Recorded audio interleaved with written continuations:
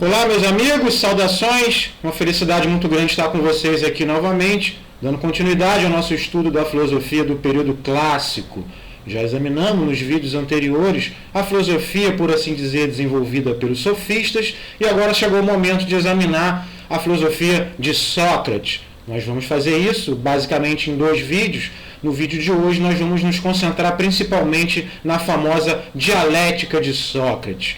Pois bem, repetindo aqui o procedimento que nós adotamos em todas as nossas aulas, nós começamos as aulas com um exame das representações que os grandes pintores, sobretudo da modernidade, fizeram dessas personalidades filosóficas. E na aula de hoje não vai ser diferente, nós vamos começar examinando basicamente 4 pinturas de artistas famosos que retrataram com o mesmo título essa cena. Qual cena? A morte de Sócrates. Esse procedimento é interessante, conforme eu já falei várias vezes, porque nos permite memorizar certos aspectos destacados pelos pintores, importantes em relação à filosofia desses personagens retratados. Em sala de aula, infelizmente, esse contexto de vídeo aqui, esse contexto de aula gravada por vídeos, não dá para fazer isso. Normalmente em sala de aula é aquele momento que a gente interage, o momento em que a gente começa a conversar e, num grande esforço coletivo, num grande esforço interativo, a turma em conjunto, nós procuramos traduzir, fazer o exercício de traduzir essas pinturas, as informações importantes presentes nessas pinturas, em linguagem verbal. E, portanto, como é impossível de se fazer isso aqui, talvez gravando um vídeo ao vivo, posteriormente eu vou tentar fazer isso, seria possível nessas circunstâncias, mas aqui, infelizmente, como eu estou gravando, eu preciso destacar, talvez arbitrariamente, alguns aspectos que vão pautar a exposição no espaço seguinte. Pois bem, a gente começa então examinando essa primeira das 4 pinturas, rapidamente, é a do Louis David, Jacques Louis David, e representa, todos têm o mesmo título, A Morte de Sócrates. Podemos notar aqui, seria talvez interessante vocês fazerem uma pausa nesse momento e depois continuar e tentar destacar, enunciar em voz alta ou pelo menos pensar mentalmente alguns aspectos que vocês acharem interessante. O que o pintor quer nos dizer a respeito de Sócrates aqui? Pois bem, fizeram a pausa, eu vou falar algumas coisas importantes.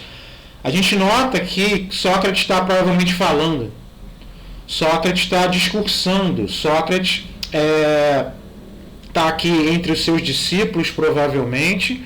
Podemos notar no chão que ele está preso, ele foi condenado à morte. Isso talvez precise ser falado antes da análise da imagem, né? Sócrates, talvez maior do que qualquer outro filósofo, representa a periculosidade do ato de pensar.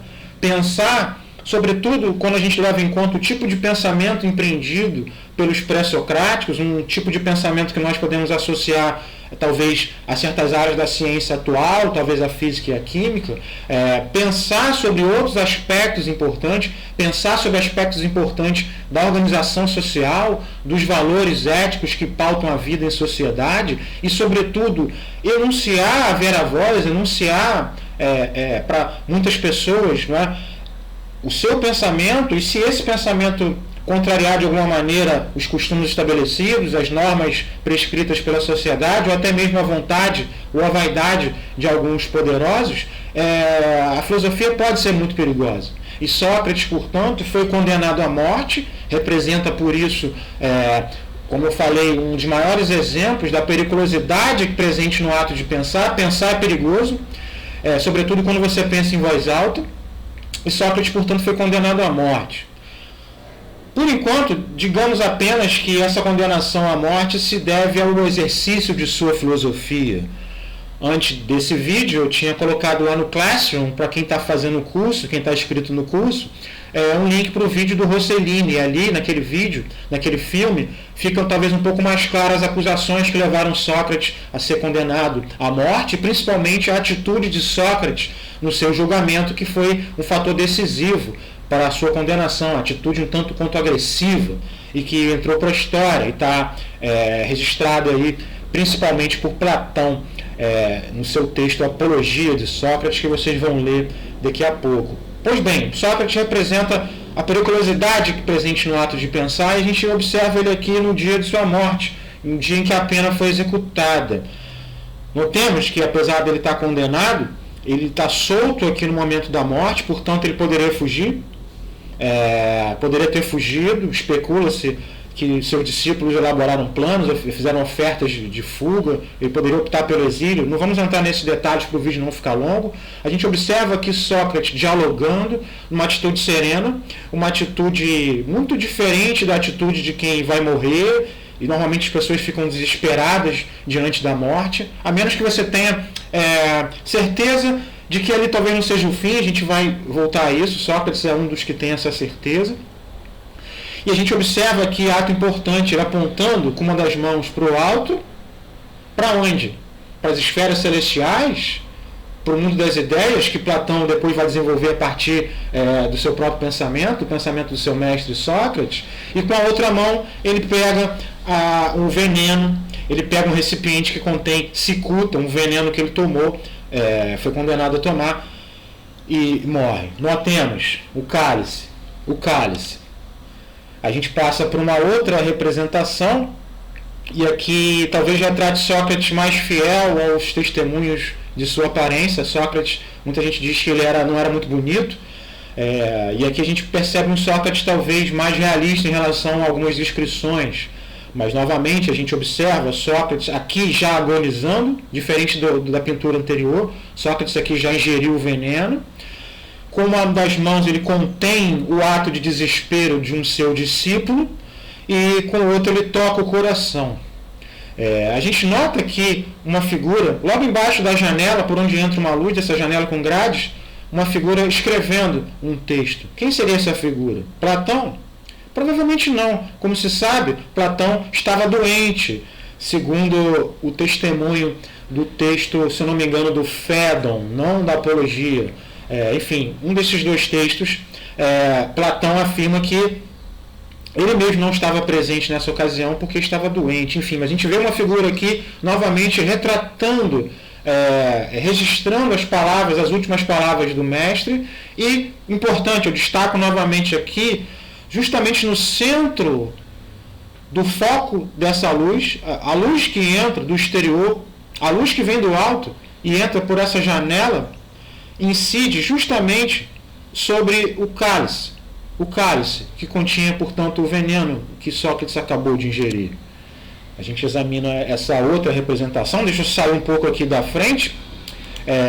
A gente examina essa outra representação com o mesmo título. Notemos novamente que os pés de Sócrates estão soltos, ele não está preso nessa algema de madeira, se é que o nome desse instrumento é esse. A gente observa alguns discípulos ainda ouvindo talvez o que ele falou, ou comentando sobre o que ele está fazendo. Outros, no entanto, estão deitados no chão já dormindo. E aí, uma coisa engraçada, filósofos gostam de falar. Vocês podem reparar que meus vídeos ficam sempre muito longos.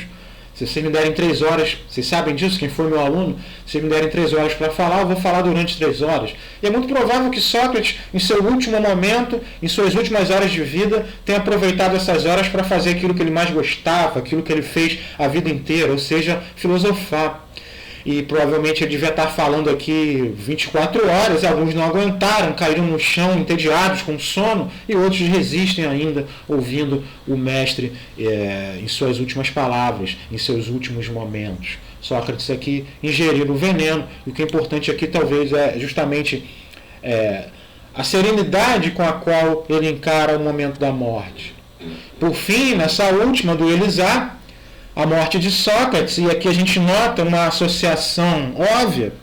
Bem, eu perguntar a vocês aqui, uma pena não estar em sala de aula, né? Eu não tenho aqui o feedback direto de vocês, o retorno é imediato, mas é óbvio, vocês já devem ter notado. Vou perguntar aqui a vocês respondam mentalmente, ou respondam em voz alta aí, se estiver vendo meu vídeo, se tiver alguém do seu lado, não tem problema, a pessoa vai se espantar, se você estiver ouvindo com fone no ônibus, no trem, enfim. Com qual figura o pintor está associando Sócrates aqui? Pois bem, essa mesma figura, depois a gente vai comentar um pouquinho sobre ela, uma figura muito importante do ponto de vista da história humana, da religião, que é a figura de Jesus Cristo.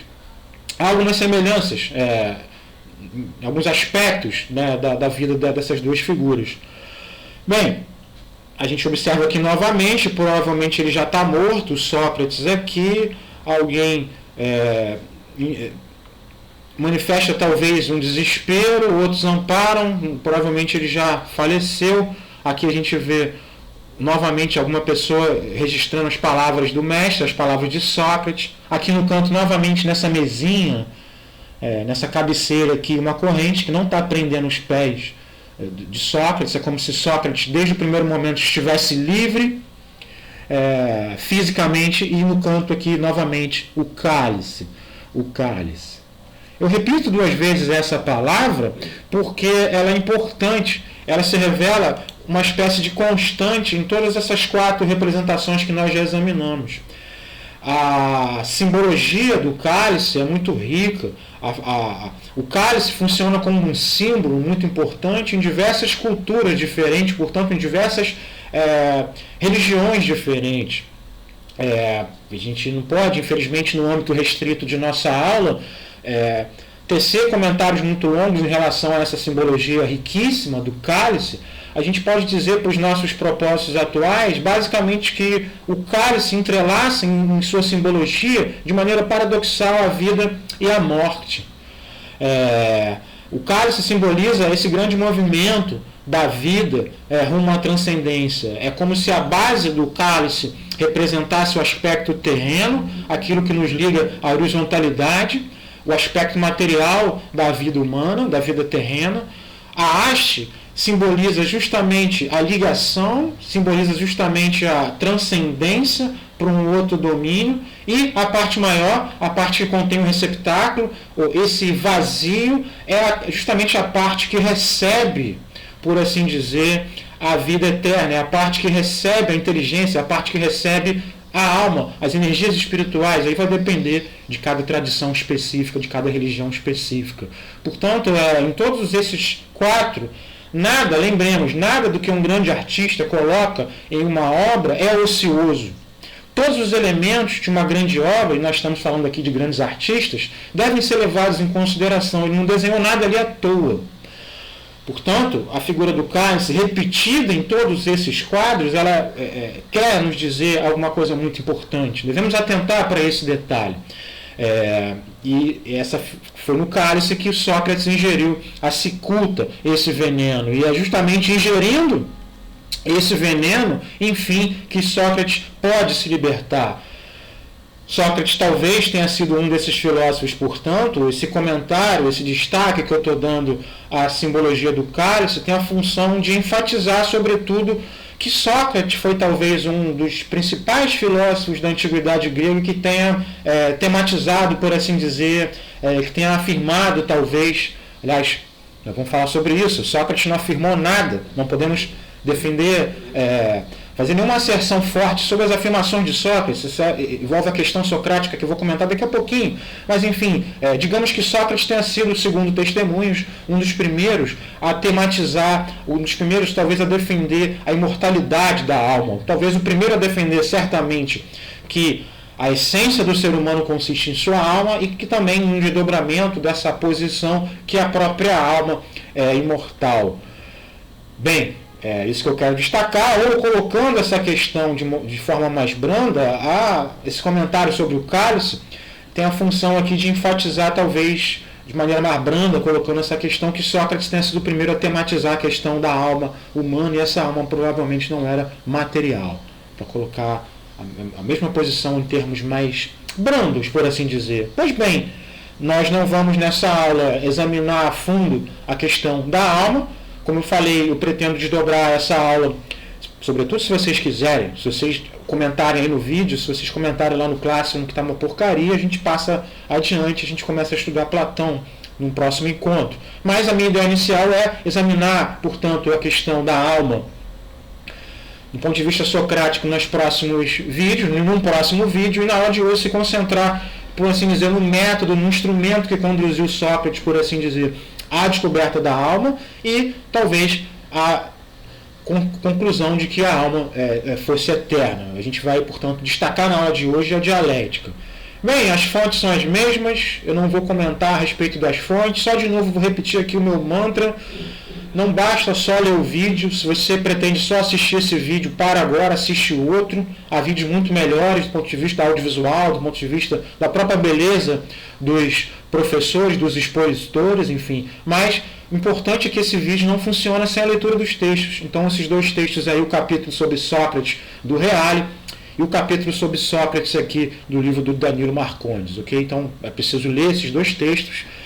E a gente volta, portanto, à questão que é o foco da presente exposição, que é justamente a dialética.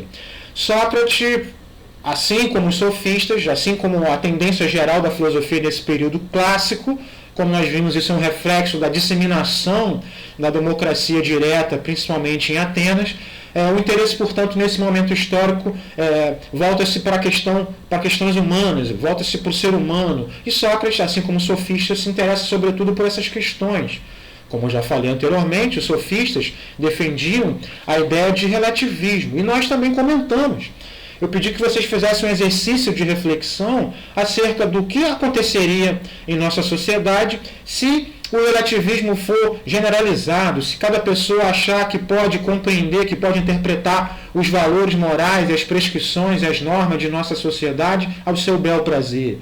O que acontece se cada um viver de verdade num puro relativismo moral, por assim dizer? Provavelmente os laços sociais vão se dissolver, nós vamos ter um grande caos. Talvez Sócrates pensasse isso. E essa exposição toda é construída como se o movimento inicial de Sócrates consistisse em uma crítica aos sofistas, como se Sócrates tivesse contra os sofistas, buscando fundamentar de maneira mais sólida, de maneira mais imune aos artifícios sofísticos, os valores morais importantes para a vida social grega, os valores que dão solidez à organização social da vida grega. E, como nós sabemos, conforme nós vamos ver, essa tentativa de fundamentar de maneira mais sólida os valores morais se dá pelo desenvolvimento da dialética. Dialética, portanto, é a arte do diálogo. Nós comentamos alguma coisa, comentamos sobre um aspecto da dialética, como nós vimos a refutação, mas Sócrates dá um desdobramento, dá um acabamento mais amplo, mais construtivo, por assim dizer, a dialética. Ela não se resume mais a uma refutação de uma posição contrária à minha, mas ela pretende traçar etapas posteriores a serem empreendidas após a refutação de ideias sem fundamentos.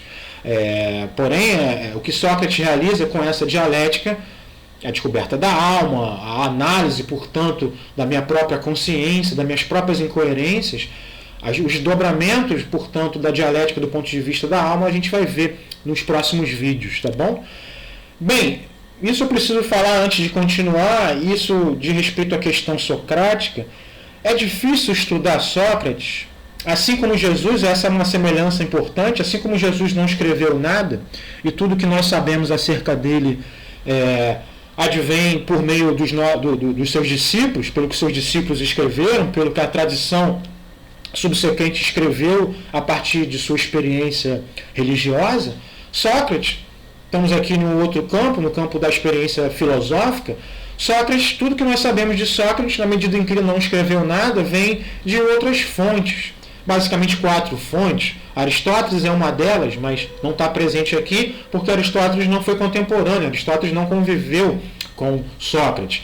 A gente tem basicamente 3 testemunhos que envolvem a questão socrática, que envolve essa tentativa de tentar reconstruir como foi o pensamento de Sócrates. A gente tem esses testemunhos. O primeiro talvez seja Aristófanes, o grande comediógrafo, o grande escritor de peças teatrais humorísticas gregas, e ele mostra um Sócrates sendo ridicularizado, ele mostra um Sócrates meio bufão, falando coisas absurdas. Grande parte das visões preconceituosas que até hoje pairam na sociedade, que são propagadas em relação ao filósofo, o filósofo como alguém pensando coisas inúteis, o filósofo como Aristófanes o retrata aqui, o filósofo pendurado num cesto, mais elevado que os seus discípulos, tentando, dessa maneira, se colocando fisicamente num lugar mais elevado, ter ideias mais elevadas, uma coisa ridícula.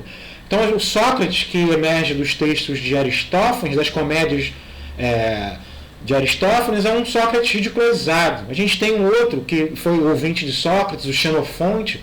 é um Sócrates mais, digamos assim, mundano, um Sócrates menos sério, um Sócrates talvez mais escandaloso, para não usar aí outras palavras que possam talvez ferir certa suscetibilidade. E por fim a gente tem o Sócrates de Platão, e basicamente, principalmente esse texto do Reale, basicamente o Sócrates da tradição dos manuais, dos textos didáticos, é esse Sócrates que emerge dos diálogos de Platão, um Sócrates sério, um Sócrates que é quase um santo, um Sócrates, enfim, que é o ideal de vida defendido aí talvez por Platão, o herói filosófico, né? Então, quem é Sócrates? Essa é a questão socrática, é difícil decidir isso, né? Talvez a contribuição, talvez a solução para essa questão não seja tentar, claro, envolve tentar traçar uma síntese a partir de todos os testemunhos, mas, sobretudo, examinar a partir das novidades que esses testemunhos apresentam em relação a Sócrates, ou seja, como esses testemunhos representam Sócrates apresentando novidades, digamos assim, conceituais, em relação àquele contexto, e como essas novidades são disseminadas em outros textos do período. Né? Então, por esse aspecto, a questão da alma, a tematização da questão da alma, nesse sentido de sede da minha consciência, né? Alma talvez a comparação seja inapropriada, a alma talvez como livre-arbítrio, seja um desses aspectos. Enfim, quero apenas destacar, não vamos entrar em detalhes aí da questão socrática, quero destacar que é difícil, portanto, estudar Sócrates, porque ele não escreveu nada. E a influência de Sócrates está disseminada. A filosofia de Sócrates é tão importante que ela divide a filosofia grega em duas. Mais talvez do que uma mera denominação cronológica, nós sabemos que alguns dos pré-socráticos são talvez contemporâneos do próprio Sócrates, talvez a figura de Demócrito, não é? Então, no ponto de vista cronológico, do ponto de vista temporal, portanto, o termo pré-socrático seja um pouco inapropriado, mas o termo pré-socrático também consiste numa espécie de divisão temática, como se a figura de Sócrates dividisse a filosofia em duas partes, a filosofia grega em duas partes, né? Como se a filosofia depois de Sócrates adquirisse uma envergadura maior, não tivesse mais preocupada em examinar questões específicas do ponto de vista da cosmologia, da metafísica, mas procurasse também desdobrar em relação a todos os aspectos da vida humana essas concepções que talvez surgem inicialmente no campo metafísico. Né? Então a gente tem as escolas socráticas menores, chamados socráticos menores, são vários, né? E um dos que eu gosto muito é a escola cínica. Eu vou talvez preparar um vídeo para vocês, se vocês quiserem, sobre a escola cínica. A gente tem a própria Academia de Platão.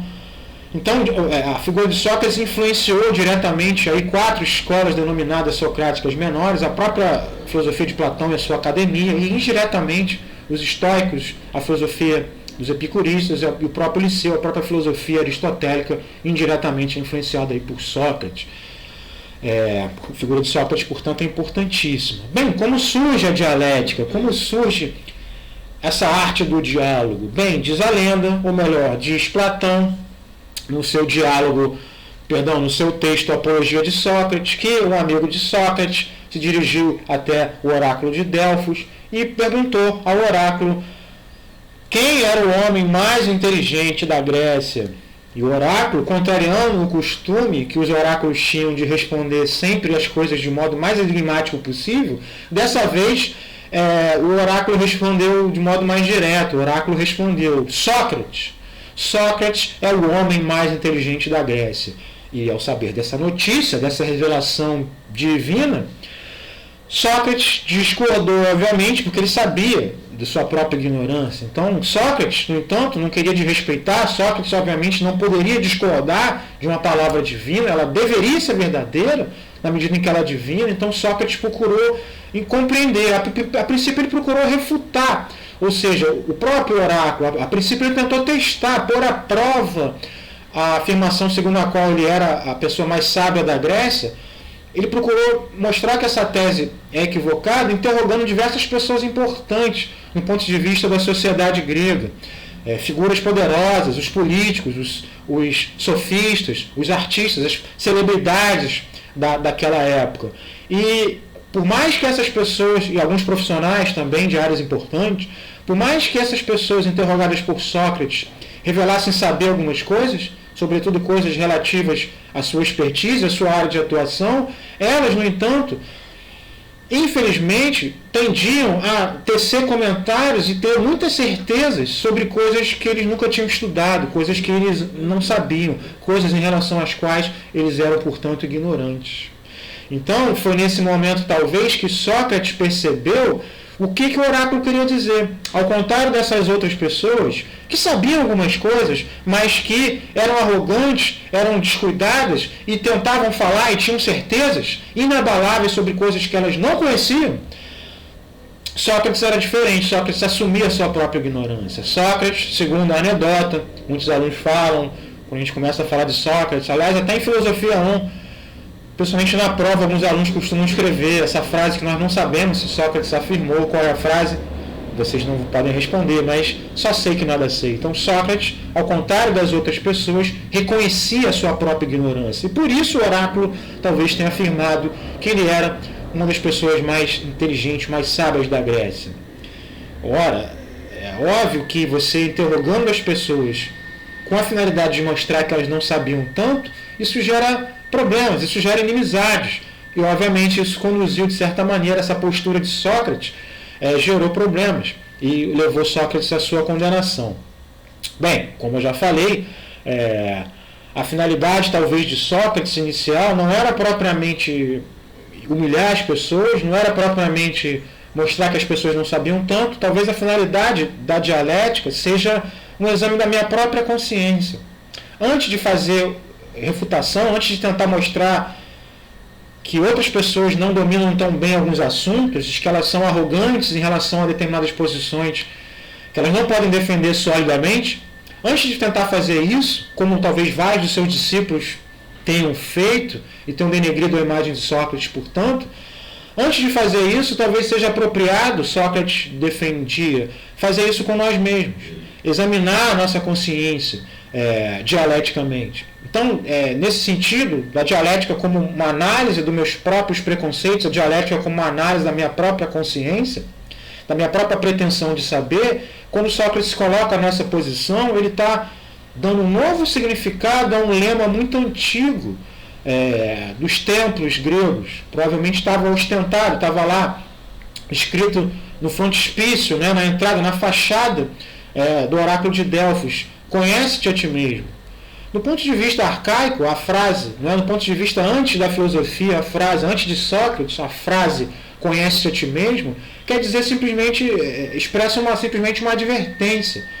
Significa o seguinte: antes de entrar aqui num templo sagrado, reconheça que você é mortal, reconheça a sua insignificância e honre os deuses, reconheça o seu papel. Sócrates, portanto, à luz de sua dialética, retrabalha na sua filosofia esse lema, dando a ele um caráter de autoconhecimento, um caráter de tentativa de se descobrir qual é a essência de nós mesmos. E para Sócrates, provavelmente, essa essência consistia na alma. O que é o ser humano? O ser humano é a sua alma. E Sócrates chegou até isso por meio, aliás, da dialética. A gente pode examinar, em relação a isso, uma frase de Platão. Leio: quem quer que esteja próximo de Sócrates e em contato com ele para raciocinar, qualquer que seja o assunto, é arrastado pelas espirais do discurso, inevitavelmente forçado a seguir adiante, até se ver prestando contas de si mesmo, dizendo inclusive de que modo vive, de que modo viveu. E uma vez que se viu assim, Sócrates não mais o deixa. E aí, uma ênfase nesse ponto: a dialética nos força a prestar contas de nós mesmos. Portanto, a dialética é importantíssima e, como eu já falei no início, a dialética em Sócrates se desdobra como que em dois aspectos. Nós já vimos na aula lá sobre sofistas, sobretudo num slide aí, num vídeo intitulado, acho que Dialética e Refutação, nós vimos já o primeiro aspecto da dialética socrática. Nesse ponto, talvez não seja muito diferente do que os sofistas talvez fizessem, ou seja, uma tentativa de levar o meu interlocutor a se contradizer por meio de perguntas habilmente construídas. Esse é o primeiro aspecto, mas Sócrates não para por aí. Talvez muitos de seus discípulos, como eu falei, parassem por aí. E isso talvez tenha sido, né, um dos elementos fundamentais para a ruína socrática, para a condenação à morte. Mas Sócrates acreditava que, uma vez despido de ideias sem fundamento, uma vez abandonado, né, tendo abandonado, portanto, as ideias que eu não posso defender, as ideias sem fundamento, meus preconceitos, eu estou livre, portanto, para gerar novas ideias, para gerar ideias genuinamente mais sólidas, na medida em que elas vão ser mais resistentes, por assim dizer, a esse processo de refutação. Então, portanto, essa segunda parte da dialética socrática é chamada de maiêutica, a arte do parto. A mãe de Sócrates era parteira e denominou esse aspecto de sua dialética como arte do parto em homenagem à sua mãe. Nós vamos voltar a isso daqui a pouquinho. Então, isso representa um aspecto positivo, não é? Reconhecendo a minha ignorância em vários aspectos, é justamente aí em que eu vou estar livre para construir ideias novas, ideias mais sólidas sobre assuntos importantes. Nós já vimos, não vamos repetir aqui alguns exemplos dessa parte denominada refutação. Basicamente consiste em fazer o interlocutor, você pergunta alguma coisa que o interlocutor deve saber pela sua posição social, depois você vai fazer algumas perguntas a esse interlocutor e vai levar esse interlocutor à contradição. Vejam o vídeo anterior, o vídeo denominado elencos, refutação, dialética e refutação, agora não lembro, vou colocar um card aí, um link para vocês examinarem. Vou fazer diferente aqui, não vou comentar, eu vou destacar uma pequena cena desse filme que vários de vocês já viram. Quem não viu, veja após assistir a esse humilde vídeo que eu estou disponibilizando agora para vocês. O filme Sócrates, do Rossellini, um filme muito legal. Então vou destacar para vocês aqui uma pequena cena desse filme. Essa cena ilustra justamente a refutação, a cena em que Sócrates refuta um poeta em relação ao conceito de beleza. Ora, artistas produzem o belo, portanto, artistas devem saber o que é beleza. E Sócrates refuta esse artista, mostrando que ele não domina o conceito de beleza, que ele não sabe, portanto, o que é beleza. Vamos assistir rapidamente, espero que o áudio esteja alto aí o suficiente para suscitar a compreensão dos meus dois únicos ouvintes. Guardate Socrate. Ti saluto, Socrate. Oh, guarda, il bellissimo Ippia. Era un pezzo che non avevamo il piacere di vederti in città. Dove vai così ben equipaggiato? Vado al ginnasio a pronunciare un discorso sulla genealogia degli eroi. Ti piacerebbe sentirlo? Ho da fare e non posso sfortunatamente accompagnarti. È un discorso che ho già fatto e che tutti mi hanno detto che è molto bello. Mi farebbe piacere avere anche la tua opinione. Hai detto molto bello. Sai dunque cos'è la bellezza? Ma certamente. E saresti capace di spiegarmelo? Facilissimo. Una bella vergine. Socrate, ecco che cos'è bello. Una buona risposta. Ma dimmi, Ippia, si può dire che una bella giumenta è bella? Sì, al mio paese ci sono giumente di gran bellezza. E una bella pentola, Ippia, si può dire che è una bella cosa? Non capisco, mio caro Socrate, che tu ti possa servire di un oggetto così prosaico per parlare di cose così elevate. Ah, che vuoi farci? Sono soltanto un buzzurro. In ogni modo devi ammettere anche tu che una bella pentola è bella. Sì, può darsi. Però la più bella delle pentole a confronto di una bella vergine è brutta. Come la più bella delle vergini sarà brutta se si confronta ad un dio, non è questo che dici? Esattamente. Eppure mi hai detto prima una bella vergine, ecco che cos'è bello. Adesso mi dici che se si confronta ad un dio è brutta, ma non può essere bella e brutta allo stesso tempo. Vedi, non mi dici ancora che cos'è la bellezza. Te lo spiegherò un altro giorno, quando vorrai. Ti saluto. Bem, aí a gente assiste como Sócrates provavelmente incomodou muitas pessoas, né? Como Sócrates era um cara, em bom sentido, chato, e gerou inimizade, porque isso mexe com a vaidade de muitas pessoas, quando você é refutado publicamente em sua pretensão de saber. Bem, mas esse não saber socrático, essa ironia socrática, não era generalizada. Sócrates não faria isso provavelmente com uma pessoa humilde. Era voltado especificamente para pessoas que detinham posições relevantes do ponto de vista da hierarquia do saber, por assim dizer. daquela sociedade naquele contexto. E esse não saber não era também um puro ceticismo generalizado. Sócrates afirmava saber talvez algumas coisas, mas esse não saber, essa ignorância irônica, estava direcionada a servir como um contraponto a alguns grupos, né? Em especial aos sofistas, que tinham uma presunção de saber, se apresentavam como sábios, mas não eram sábios, era uma aparência de sabedoria.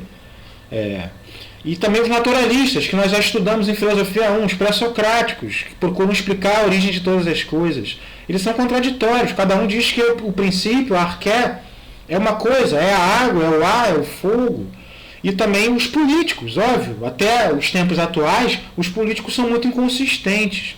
Não é? Uma hora eles falam uma coisa, outra hora eles falam outra. Então esse não saber socrático tem um destino, ele se coloca como contraponto aos naturalistas, aos sofistas, aos políticos, enfim, àqueles que representam posições importantes do ponto de vista do conhecimento grego. Portanto, esse momento inicial, voltando à dialética, né, esse momento inicial da dialética, a refutação, a gente pode comparar algumas maravilhas da indústria farmacêutica aos purgantes. Meus amigos, não me obriguem a descrever aqui com minúcia de detalhes os efeitos de um purgante no organismo humano. Espero que, aliás, nenhum de vocês precise tomar purgante em algum momento. Mas esses produtos, né, assim como esses produtos purificam completamente o nosso intestino de todas as impurezas, a refutação socrática purifica a nossa alma de nossas falsas certezas, de nossas pretensões de conhecimento, nossas opiniões sem fundamento, nossos preconceitos, nossos comportamentos egoístas e mesquinhos. Né? Então, portanto, né, já se encaminhando, uma vez purificada a minha alma de falsas certezas, de pretensões de conhecimento infundadas, eu estou livre para gerar novas ideias. E aí eu estou livre, portanto, para adentrar no aspecto construtivo da filosofia socrática, a maêutica, a arte do parto, justamente porque só assim eu estou livre para gerar novas ideias, e novas ideias mais sólidas, na medida em que elas serão imunes às refutações, serão imunes ao exercício do elencos. Então Sócrates faz uma bela homenagem à sua mãe, que era parteira, e assim como a sua mãe auxiliava as parturientes a dar à luz, Sócrates auxiliava, a sua dialética auxiliava os seus discípulos a gerar novas ideias, a trazer novas ideias à luz. Portanto, a dialética teve consequências, teve um desdobramento longo e importante em vários outros filósofos. Pegam uma ideia, adaptam essa ideia aos seus propósitos, aos seus interesses. A dialética teve uma longa trajetória, posteriormente, depois de muito tempo, mas não em Sócrates, né? A dialética foi resumida a 3 aspectos. Muitos, inclusive, tentaram aplicar a dialética à interpretação da marcha da humanidade ao longo da história, né? A gente vai talvez comentar isso, talvez com outro professor, na medida que não é a minha especialidade, não vou comentar sobre esse período da filosofia, mas a dialética posteriormente assumiu um aspecto tripartido. Na dialética assumiu, portanto, esse esquema. No primeiro momento, uma tese, a afirmação inicial, logo depois uma antítese, um contraponto, uma negação dessa tese inicial, e do confronto entre ideias contrárias devemos buscar, e é isso que devemos fazer. Por que estou comentando isso aqui, não é? Porque no confronto de duas ideias aparentemente contrárias, nós não devemos permanecer nesse confronto eternamente. Talvez essa seja uma das lições socráticas, do confronto entre uma ideia e sua negação, do confronto, portanto, entre ideias contrárias. Nós devemos buscar, nós devemos fazer um esforço de conciliação e de síntese. Então, a gente tem a tese, a afirmação inicial, a gente procura negar essa tese, e do confronto amigável, por assim dizer, voltado a uma busca pela verdade, nós devemos buscar uma síntese entre esses dois aspectos, entre tese e antítese. Então, a dialética posteriormente assumiu esse caráter, não é? De tese, de uma antítese, de uma síntese, e talvez assim em espiral eternamente. A gente não vai continuar, o vídeo está já um pouco longo e eu vou parar por aqui. Agradeço a todos vocês. Eu duvido que alguém tenha assistido até aqui. Se você assistiu, mas só se você assistiu, dá um like, comenta, faz uma crítica. Obrigado. Eu compartilho o vídeo. Um abraço, até a próxima. Cansei, agora eu vou beber uma água. Tchau.